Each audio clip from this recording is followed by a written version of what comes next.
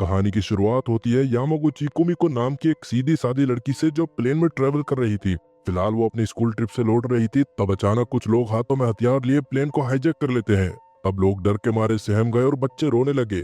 पर उस भीड़ में यामागुची बिल्कुल शांत बैठी थी। तब वो अपनी मार्शल आर्ट स्किल का यूज करते हुए उनके सामने खड़ी हो गई और जब गोलियों की आवाज के बीच प्लेन लैंड हुआ तब पुलिस वाले भी नजारा देखकर चौंक गए, क्योंकि प्लेन से बाहर निकलते ही अपराधी माफी मांग रहे थे। और जब पता चला कि यामागुची कोई पुलिस ऑफिसर नहीं बल्कि एक स्कूल की मैथ्स टीचर है तो हर कोई हैरान रह गया। और बस वहीं से यामागुची का नाम पूरी दुनिया में छा गया। लोग प्यार से उसे यानामी कहकर बुलाने लगे। अब हर न्यूज चैनल और हर अखबार में उसी की बातें कर रहे थे। लोग उसकी तारीफ करते नहीं थक रहे थे। लेकिन जब यानामी अपने घर लौटी तब उसके सामने खड़े थे ईडो फैमिली के लोग, जो कि एक खतरनाक याजुका क्लैन थे। वो सब उसे सलाम करते हुए कहते हैं कि तुम हमारी अगली लीडर बनोगी। लेकिन यानामी मुस्कुराकर मना कर देती है, क्योंकि उसके लिए ये जिंदगी अब बीत गई थी। उसकी परवरिश उसके दादा रेरो कोरोटा ने की थी, जो ईडो फैमिली के थर्ड जनरेशन के बॉस थे। यानामी के माँ बाप बचपन में ही गुजर गए थे और अब यानामी पिछले 7 साल से एक सिंपल टीचर की जिंदगी जी रही थी। वो दिन में स्कूल की कठिन क्लासेस, बदतमीजी स्टूडेंट से लड़ना और स्टाफ रूम में सबके बीच हीरो बन जाना, यही उसका रूटीन बन चुका था। और तभी स्कूल में एंट्री होती है वाइस प्रिंसिपल गोरो की। वो उसे साफ चेतावनी देते हुए कहते हैं कि ज्यादा लाइमलाइट में मत आओ वरना तुम्हारा याकुजा पास्ट बाहर आ जाएगा। यानामी अपनी वाइस प्रिंसिपल की बात काफी ध्यान से सुनती है। अब उसी दिन स्कूल में एक नया टीचर आया होता है जिसका नाम ओडिगे रियू था। उसे देखकर सब हैरान रह जाते हैं, लेकिन यानामी कुछ ज्यादा ही हैरान हो गई थी, क्योंकि रियू उसका पुराना स्टूडेंट था जो फिलहाल एक टीचर के रूप में उसके सामने आया था। वो लड़का जो उनके स्कूल में सबसे ज्यादा परेशानी करता था, फिलहाल अब वो एक टीचर बनने के लिए आया था। लेकिन आज वो एकदम बदला बदला लगता है। तब यानामी को लगता है कि शायद वो अब भी पहले जैसा है, लेकिन वो अब बदल चुका था। रियू यानामी से कहता है कि शायद मैं टीचर बनने के लायक नहीं हूँ, लेकिन मैं अभी सीख रहा हूँ। तब यानामी उससे कुछ भी न कहते हुए उसे उस क्लास में ले जाती है जिसे स्कूल का सबसे बड़ा सरदर्द माना जाता है, क्लास 3D। इस क्लास में वो बच्चे हैं जो पढ़ाई से दूर भागते हैं, टीचर्स की बेइज्जती करते हैं और हर दिन लड़ाई झगड़े में लगे रहते हैं। और स्कूल का स्टाफ भी उनसे काफी ज्यादा परेशान हो चुका था। अब जैसे ही वो क्लास के पास पहुंचते हैं तब रियू यानामी को देखकर हैरान रह गया, क्योंकि यानामी खुद को शीशे में देखकर मोटिवेट कर रही थी, जैसे हर दिन उसे एक नई जंग लड़नी हो। जब यानामी क्लास में एंटर होती है तब वो देखती है कि वहाँ का माहौल पूरी तरह बिखरा हुआ है। बच्चे आपस में बातें कर रहे थे और कोई भी उस पर ध्यान नहीं देता। यानामी पहले शांत रहती है, फिर अचानक तेजी से चिल्लाती है, सब एकदम शांत हो जाओ।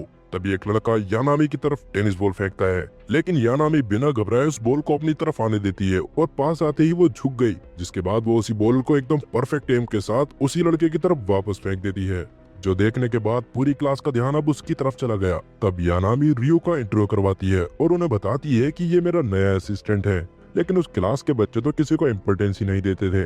तब यानामी गुस्से में बाहर आने के बाद एक कैन को लात मारते हुए कहती है कि अगर पढ़ना नहीं है तो आते ही क्यों है। उसी वक्त स्कूल की छत पर 5 स्टूडेंट्स दिखाई देते हैं जो कभी यानामी की ही क्लास में पढ़ा करते थे और कहीं ना कहीं उनका बैकग्राउंड भी याकुजा से जुड़ा था। वो रियू को देख के हैरान हो गए, क्योंकि एक टाइम पर जो सबके लिए ट्रबल मेकर था, आज वो टीचर क्यों बनना चाहता है। जो इतना बिगड़ा हुआ था बच्चा क्यों बन रहा है। कुछ दिन बाद वही स्टूडेंट्स दोबारा से यानामी और रियू को फिर से एक साथ देखते हैं, जो देखने के बाद उनके मन में तुरंत कुछ शक पैदा होने लगे, कहीं वो दोनों एक साथ तो नहीं हो गए। तब वो भागते हुए अपने दोस्तों के पास जाकर उन्हें इस बारे में बताते हैं कि यानामी और रियू दोनों कुछ ज्यादा ही क्लोज लग रहे हैं। लेकिन उसी वक्त यानामी और रियू भी उसी कैंटीन में आ गए जहां वो सभी बातें कर रहे थे। उन्हें देखकर वो एकदम शॉक हो गए। वहां मौजूद एक लड़का हंसते हुए बोलता है कि लो जी, फाइनली यानामी किसी लड़के के साथ देखी गई। तब यानामी को उस पर काफी गुस्सा आ गया, लेकिन रियू उसे रोक लेता है, जिसके बाद वो सब एक साथ बैठकर खाना खाते हैं और फिर थोड़ा मजाक करते हैं और फिर सब अपनी अपनी लाइफ से रिलेटेड बातें करने लगे। और हंसते हंसते यानामी अपने पुराने दिन याद करने लगी, जब किसी ने उसे चैलेंज किया था कि वो किसी दूसरे स्कूल में टीचर नहीं बन पाएगी। दूसरी तरफ क्लास 3D के कुछ बच्चों को ब्लैक स्कल मोटरसाइकिल गैंग वाले परेशान कर रहे थे। तब एक स्टूडेंट बिना अपनी जान की परवाह किए अपने क्लासमेट को बचाने के लिए उनसे भिड़ गया, जो देखने के बाद गैंग के लोग वहां से चले गए। अब शाम के वक्त यानामी रियू को अपने घर ले आई। वो कहती है कि मैं चाहती हूँ कि मैं अपने स्टूडेंट के लिए एक ड्रिंक पीऊं। हालांकि वो थोड़ी सी ड्रिंक करने के बाद ही सो जाती है। तब रियू के साथ बैठता है ओकारू टेट्सु, जो कि ईडो फैमिली का एक पुराना मेंबर होता है। रियू टेट्सु से कहता है कि यानामी कभी कभी कुछ ज्यादा ही अनोइंग होती है, पर उसने मुझे एक अच्छा स्टूडेंट बनना सिखाया था और शायद इसी वजह से मैं भी आज टीचर बनना चाहता हूँ। अब अगले दिन यानामी अपने 2 पुराने स्टूडेंट्स कार्डा और होगा से मिलती है, जिसके बाद वो तीनों कनारो का स्पीच सुनने के लिए जाते हैं, जो कि आईटी दुनिया का एक बड़ा नाम था और वो धीरे धीरे पॉलिटिक्स में आ रहा था। यानामी उसके बोलने के अंदाज से काफी ज्यादा इम्प्रेस हो गई और उसमें उसे अपने लवर की झलक दिखाई देने लगी। तब यानामी उसको सपोर्ट करने के लिए स्टेज की तरफ दौड़ पड़ी और अब जैसे ही सिक्योरिटी गार्ड उसे रोकने वाले थे कि इससे पहले ही कार्डा और होगा उसे खींच कर वापस ले आते हैं। अगले दिन ब्लैक स्कल गैंग स्कूल के अंदर घुस आई क्योंकि वो उन स्टूडेंट्स को ढूंढ रहे थे जिन्होंने उनके एक आदमी को मारा था। स्कल गैंग को देखते ही पूरे स्कूल में हलचल मच गई। बच्चे अपने क्लास से बाहर निकल के उन्हें देखने लगे, जबकि वाइस प्रिंसिपल गोरो परेशान होकर तुरंत पुलिस को कॉल करके बुलाने लगता है। लेकिन खुशकिस्मती से आज कुछ बुरा होने से पहले ही स्कल गैंग वहाँ से चली जाती है। लेकिन ये बात यहीं खत्म नहीं होती। स्कल गैंग के जाने के बाद गोरो ताकासु सूजी और उसके दोस्तों को बुलाते हैं, क्योंकि एक दिन पहले उन्होंने ही स्कल गैंग के एक बंदे को पीटा था। तब गोरो उन्हें डांटते हुए कहते हैं कि उन्हें स्कल गैंग से नहीं भिड़ना चाहिए। तब उनमें से एक लड़का ये समझाने की कोशिश करता है, सर हम तो अपने दोस्तों की मदद कर रहे थे।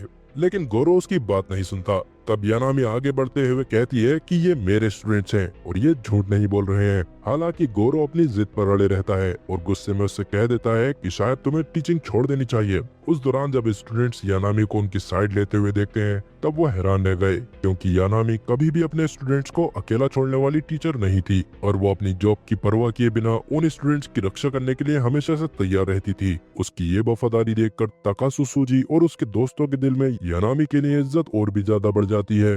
वापस क्लासरूम में आने के बाद सूजी टेंशन में आ गया था, क्योंकि उसके दिमाग में गोरो की बातें चल रही थी। वो नहीं चाहता था कि उसकी वजह से यानामी या उसके दोस्तों को कोई प्रॉब्लम हो। तब वो डिसाइड करता है कि वो इस मैटर को खुद से ही सुलझा देगा, जिसके बाद वो बिना किसी को बताए ब्लैक स्कल गैंग के हाइड आउट की तरफ निकल गया। कुछ देर बाद जब यानामी को ये खबर मिलती है कि सूजी स्कल गैंग के पास गया है, तब वो पूरी क्लास को डांटते हुए कहती है कि तुम लोगों ने अपने दोस्त को अकेले जाने कैसे दिया, और फिर बिना किसी देर किए वो तुरंत उसे ढूंढने के लिए निकल गई। रयू बाकी स्टूडेंट्स को समझाता है कि किसी का साथ देना और उसकी प्रोटेक्शन करना सबसे बड़ी जिम्मेदारी होती है। इस बीच सूजी गैंग के अड्डे पर पहुंच गया था और वहां पहुंचने पर वो उनसे कहता है कि मेरे स्कूल को छोड़ो, क्योंकि तुम्हारा इशू सिर्फ मुझसे है, तो मुझसे ही निपटना चाहिए। सूजी को अपने सामने अकेला देखकर गैंग के लोग हैरान रह जाते हैं और उसको अकेला देखकर पूरी गैंग उसको तोड़ना शुरू कर देती है। लेकिन तभी अचानक से एक जोरदार धमाका हुआ और उस धमाके के पीछे से यानामी बाहर आती है और उसने अपनी मार्शल आर्ट्स स्किल का यूज करते हुए गैंग के एक एक मेंबर को पीटना शुरू कर दिया। इतने में रयू भी वहां पहुंच गया और यानामी के साथ मिलकर बाकी गैंग मेंबर्स को पीटने लगा और वो दोनों मिलकर पूरे गैंग का बैंड बजा देते हैं। गैंग के लोग यानामी और रयू की कुटाई से काफी ज्यादा डरते हुए वहां से भाग गए।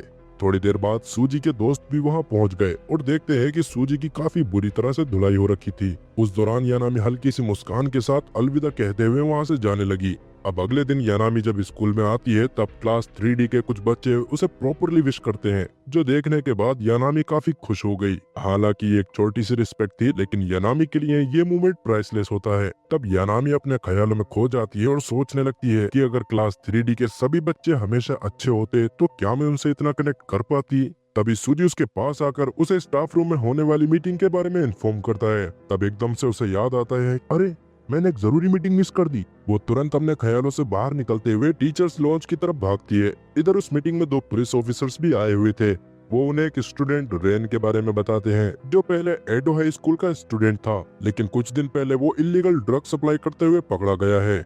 जो सुनने के बाद सब टीचर्स शॉक हो गए, क्योंकि सबको डाउट हो रहा था कि रेन ऐसा नहीं कर सकता। लेकिन पुलिस कहती है, हमें रेन एक ऐसी जगह से मिला है जहाँ लोग ड्रग्स बेचने के लिए बदनाम है। यानामी, जो रेन की होमरूम टीचर थी, उसे ये बात कुछ हजम नहीं होती। उसे लगता है कि रेन ऐसा लड़का नहीं है और कुछ न कुछ तो गड़बड़ जरूर है। तब वो डिसाइड करती है कि वो खुद ही रेन को ढूंढेगी और सच का पता लगाएगी। जिसके बाद वो कुछ पुराने स्टूडेंट्स से मिलती है जो रेन के अच्छे दोस्त थे, और वो सब रेन को ढूंढने में यानामी की मदद करने के लिए एकदम रेडी हो जाते हैं। जिसके बाद वो पूरी सिटी में ग्रुप्स में बंटकर हर उस जगह को छान देते हैं जहाँ रेन जाया करता था। इधर रयू जब शाम में अपने घर जाने के लिए स्कूल से निकल रहा था, तब उसे क्लास 3D से किसी के रोने की आवाज आती है। तब वो अंदर देखता है कि वहाँ रेन बैठा था। तब वो तुरंत ही यानामी को रेन के बारे में इन्फॉर्म करता है कि वो फिलहाल स्कूल में है। तब उसके दोस्त जो उसे ढूंढ रहे थे फाइनली क्लासरूम में आ जाते हैं। रेन को महफूज देखकर यानामी को काफी राहत मिलती है। वो देखती है कि रेन काफी उदास है। तब रेन अपने दर्द को बयां करता है कि वो हमेशा फील करता था कि जब वो यानामी का स्टूडेंट था तब उसने कभी कुछ अच्छा नहीं किया। रेन को इस हालत में देख यानामी उसे तसल्ली देती है और कहती है कि चाहे कुछ भी हो जाए वो और उसके दोस्त हमेशा उसके साथ हैं। जिसके बाद रेन उसके साथ जो कुछ भी हुआ उन्हें वो सब कुछ बताता है। रेन कहता है कि उसके साथ बहुत गलत हुआ क्योंकि कुछ दिन पहले उसे किसी ने एक हाई पेइंग जॉब दी थी जिसमें सिर्फ उसे पैकेजेस को डिलीवर करना था। उसने ये जॉब अपनी छोटी बहन की मदद करने के लिए की थी, लेकिन जब उसने जॉब छोड़ देने की बात की तब उस आदमी ने उसे धमकी दी और मारपीट कर उसे काम करने पर मजबूर कर दिया। जो सुनने के बाद यानामी उसे और उसके दोस्तों को समझाती है कि वो क्राइम की दुनिया से दूर रहें और उन्हें जो हेल्प चाहिए वो उन्हें हमेशा मिलेगी। तब यानामी अपने स्टूडेंट्स को प्रोटेक्ट करने के लिए उन्हें अपने घर रहने के लिए बुला लेती है। हालांकि वो उन्हें अपने याकुजा से जुड़ने का कोई सीक्रेट नहीं बताती। घर आने के बाद जब यानामी रियो को अलविदा कह रही होती है तभी ईडो फैमिली के मेंबर्स यानामी के पास आकर उसे एक बुरी न्यूज देते हैं। कनारो जो एक पॉलिटिशियन है और यानामी को बहुत पसंद था, वो असल में रेन को ड्रग के बिजनेस में फंसा रहा था। जो जानने के बाद यानामी को काफी ज्यादा गुस्सा आ गया और तब वो डिसाइड करती है कि वो कनारो का जीना हराम कर देगी। रेन भी ये सारी बातें सुन लेता है और कहता है कि वो भी हमेशा उसके साथ रहेगा। जिसके बाद वो दोनों डिसाइड करते हैं कि अगले दिन कनारो के कैंपेन में जाकर वो उसका सामना करेंगे। अब अगले दिन यानामी को पता चलता है कि रेन ने कनारो का सामना करने के लिए प्लान बना लिया था और वो अपने दोस्तों के साथ पहले ही कनारो के अड्डे पे जाने के लिए निकल चुके थे। जो जानने के बाद यानामी थोड़ी परेशान हो गई। वो जल्दी से ओट यामाडो को कॉल करती है जो कि रेन के साथ गया था ताकि वो सबको कनारो के सामने जाने से रोक सके, लेकिन यामाडो उसकी बात नहीं सुनता और फिर कनारो को दूर से देखते रहता है। तब यानामी काफी ज्यादा घबरा गई और वो डिसाइड करती है कि अब उसे खुद ही उनके पास जाना होगा। और अब वो घर से निकली ही थी कि तभी रियो अपनी बाइक लेकर यानामी को कनारो के कैंपेन तक ले जाने के लिए आ गया था। कनारो के कैंपेन एरिया में जब वो पहुंचे तब वहाँ काफी ज्यादा भीड़ और शोर हो रहा था क्योंकि एक लाइव कैंपेन इवेंट चल रहा था जो कि नेशनल टीवी पर आने वाला होता है। उस इवेंट में जाना थोड़ा मुश्किल था। तब एंट्री लेने के लिए यानामी और रियो सपोर्टर्स के रूप में डिस्गाइज हो गए। उस दौरान यानामी की मुलाकात अपने पुराने स्टूडेंट सूचिया हिकारू से होती है जो कैमरामैन के असिस्टेंट के रूप में उस कैंपेन में काम कर रहा था। वो उससे थोड़ी देर मिलने के बाद अपने मिशन पर वापस लग गए बिना ये जाने कि वो कैमरा में कैप्चर हो गए हैं, क्योंकि इधर एडो हाई स्कूल में उनके कोवर्कर्स टीवी पर उन दोनों को देखकर शॉक हो जाते हैं। आखिरकार यानामी और रियो कनारो के इलीगल ड्रग वेयर हाउस तक पहुंच गए थे जहां वो यामाडो और उसके बाकी दोस्तों को बॉक्स चेक करते हुए देखते हैं और ड्रग्स देखकर रेन को काफी ज्यादा गुस्सा आ गया। तब वो एक स्टैचू को तोड़ देता है जिसमें कनारो के वर्कर्स ने ड्रग्स छिपा रखे थे, लेकिन इतने में ही कनारो के आदमियों ने उन्हें देख लिया और फिर वो उन्हें अपनी गन पॉइंट पर ले लेते हैं। लेकिन उससे पहले कि वो कुछ कर पाते तभी यानामी और रियो पीछे से आकर उन पर हमला कर देते हैं और रेन और बाकी दोस्तों को बचा लेते हैं। इधर कनारो का कैंपेन टीवी पर लाइव देखकर यानामी का गुस्सा और ज्यादा बढ़ गया। तब वो डिसाइड करती है कि वो कनारो को उसकी गलतियां समझाएगी और उसे बचने का कोई चांस नहीं देगी। वो रियो से कहती है कि वो रेन और उसके बाकी दोस्तों का ध्यान रखे, जबकि वो खुद कनारो का सामना करने के लिए उस स्टेज पर पहुंच जाती है जहां से वो सभी लोगों को संबोधित कर रहा था। उसे देखकर कनारो और उसके ऑडियंस दोनों शॉक हो गए। यानामी के स्टेज पे जाते ही सब लोगों में गुनगुनाहट और कंफ्यूजन पैदा हो गई और कुछ लोग अपने फोन निकालकर उस अनएक्सपेक्टेड सीन को रिकॉर्ड करने लग गए। तब बिना किसी हेजिटेशन के यानामी कनारो को एक्सपोज करते हुए उसे इलीगल ड्रग रिंग का मास्टरमाइंड बताती है, जिससे भीड़ में हड़कंप मच गया और उस बड़े से स्क्रीन पर कनारो के ड्रग स्टैश का लोकेशन दिखा दिया जाता है, जो देखकर कनारो गुस्से में अपने हैंचमैन को यानामी को पकड़ने का ऑर्डर दे देता है। स्टेज पर सब कुछ बिगड़ता देख वहाँ मौजूद सभी लोग डर के मारे भागने लगते हैं, लेकिन हैंचमैन को अपनी तरफ आता देख यानामी उनके सामने बिल्कुल भी कमजोर नहीं पड़ती और उनको एक एक करके पीटने लगती है। तभी एक हैंचमैन उस पर पीछे से हमला करने वाला था कि इतने में रियो उसकी मदद के लिए वहां पहुंच गया और कनारो के लोगों से यानामी को बचा लेता है। कुछ ही देर में यानामी के पुराने स्टूडेंट्स उसकी मदद के लिए वहां पहुंच जाते हैं, लेकिन यानामी उन्हें वहीं रोक देती है क्योंकि वो नहीं चाहती थी कि उसकी वजह से कोई भी हर्ट हो। जिसके बाद वो वापस से अपनी ताकत का इस्तेमाल करते हुए कनारो के हैंचमैन को एक एक करके तोड़ने लगती है और अब सिर्फ उसके सामने कनारो बचता है, जो गुस्से में आकर अपनी गन निकालकर उसके सामने खड़ा हो गया इधर बिल्डिंग के बाहर ताकासुजी उसकी मदद के लिए अंदर आने की कोशिश कर रहा था, जबकि बिल्डिंग के अंदर यानामी कनारो को समझाने की कोशिश कर रही थी कि उसे अपने क्रिमिनल एक्टिविटीज को बंद कर देना चाहिए, लेकिन उसके शब्दों का कनारो पर कुछ असर नहीं पड़ता। इसी बीच उसके सभी स्टूडेंट्स अंदर आ गए थे। तब यानामी और उसके स्टूडेंट्स एक बार फिर से कनारो को उसके ड्रग्स के धंधे को बंद करने के लिए कहते हैं, लेकिन तभी वहाँ पुलिस ऑफिसर आकर कनारो को अरेस्ट कर लेते हैं। कनारो की जान का खौफ देखते हुए यानामी पुलिस को ये समझाने की कोशिश करती है कि वो उसे जान से न मारे, और आखिरकार कनारो को गिरफ्तार कर लिया जाता है। और जब पुलिस उसको लेकर जा रही थी तब वो यानामी के स्टूडेंट से कहता है कि वो काफी ज्यादा खुश नसीब है जो उन्हें यानामी जैसी टीचर मिली।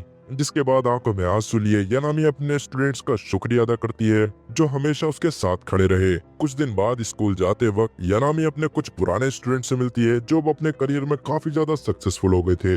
उन्हें देखकर यानामी को काफी ज्यादा खुशी हुई और वो अपने आप पर काफी ज्यादा प्राउड फील करती है। स्टाफ रूम में पहुंचने पर वो वाइस प्रिंसिपल गोरो के सामने सर झुकाकर उनको विश करती है और कनारो के इलीगल एक्टिविटीज को एक्सपोज करने के लिए उनसे माफी मांगती है। लेकिन गोरो, जो उसके एक्शन से काफी खुश था, जवाब में कहता है कि उसके एक्शंस ने कार्डो हाई स्कूल को और ज्यादा पॉपुलर और रिस्पेक्टेड बनाया है, जिसकी वजह से स्कूल को और ज्यादा अटेंशन मिल रही है। कुछ दिन बाद रियो के टीचिंग इंटर्नशिप का फाइनल डे आता है। उस दौरान गोरो उसे एक खास असाइनमेंट देता है और रियो अपने पूरे जुनून के साथ अपना टास्क कंप्लीट करने के लिए तैयार हो गया। उसी दिन क्लास के बाद यानामी डिसाइड करती है कि वो अपने क्लास 3 के स्टूडेंट्स को फील्ड पर किक द कैंग खेलने के लिए ले जाएगी। शुरू में काफी स्टूडेंट्स इंटरेस्टेड नहीं होते, लेकिन जब ताकासुजी खेलने के लिए रेडी हो जाता है तब बाकी स्टूडेंट्स भी उसका साथ देते हैं और साथ मिलकर गेम खेलने के लिए निकल जाते हैं और ये सिंपल गेम एक यूनिटी का मूवमेंट बन गया। इस बीच स्टूडेंट्स यानामी के साथ अपने टाइम का मजा लेते हैं। तो दोस्तों, अगर आप एक टीचर हो तो आपके पास भी एक ऐसी स्किल होनी चाहिए या नहीं, कमेंट करके जरूर बताओ और साथ ही चैनल को सब्सक्राइब करना ना भूलें और जाते जाते वीडियो को लाइक भी करें। मिलते हैं अगली वीडियो में, तब तक के लिए गुड बाय।